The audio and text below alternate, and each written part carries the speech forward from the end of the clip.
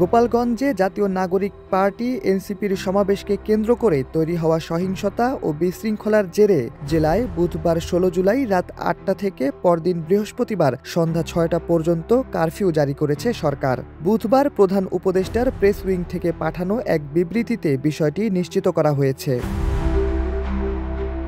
সরকারের এই সিদ্ধান্তকে বাস্তবায়ন করতে জেলায় জননিরাপত্তা নিশ্চিত করতে কঠোর পদক্ষেপ নেওয়া হয়েছে। জেলা প্রশাসন সূত্রে জানা গেছে, কারফিউ চলাকালীন সময়ে জনসাধারণের চলাচল সীমিত থাকবে এবং বিশেষ প্রয়োজন ছাড়া কাউকে বের হতে দেওয়া হবে না। সার্বক্ষণিক মাঠে থাকবে আইনশৃঙ্খলা রক্ষাকারী বাহিনী এবং তারা পরিস্থিতি গভীরভাবে পর্যবেক্ষণ করবে। এক্সট্রিম মশার কয়েল প্ল্যান্ট ফাইবার দিয়ে তৈরি, তাই সহজে ভাঙে না, সুগন্ধিযুক্ত ও নিরবিচ্ছিন্নভাবে জ্বলে। ডেঙ্গু, চিকুনগুনিয়া বাহি সহ যে কোনো মশার বিরুদ্ধে দেয় এক্সট্রিম সুরক্ষা।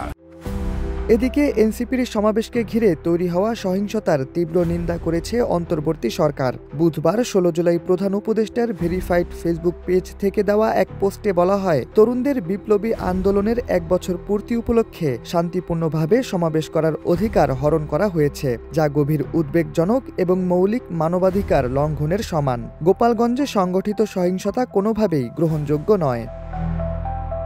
বিবৃতিতে আরও বলা হয়, এই নিন্দনীয় হামলা নিষিদ্ধ ঘোষিত সংগঠন ছাত্রলীগ ও আওয়ামী লীগের কর্মীদের দ্বারা সংগঠিত হয়েছে বলে অভিযোগ উঠেছে। এই হামলায় দায়ীদের অবশ্যই শাস্তির আওতায় আনতে হবে। দোষীদের দ্রুত শনাক্ত করে কঠোরভাবে জবাবদিহির মুখোমুখি করা প্রয়োজন।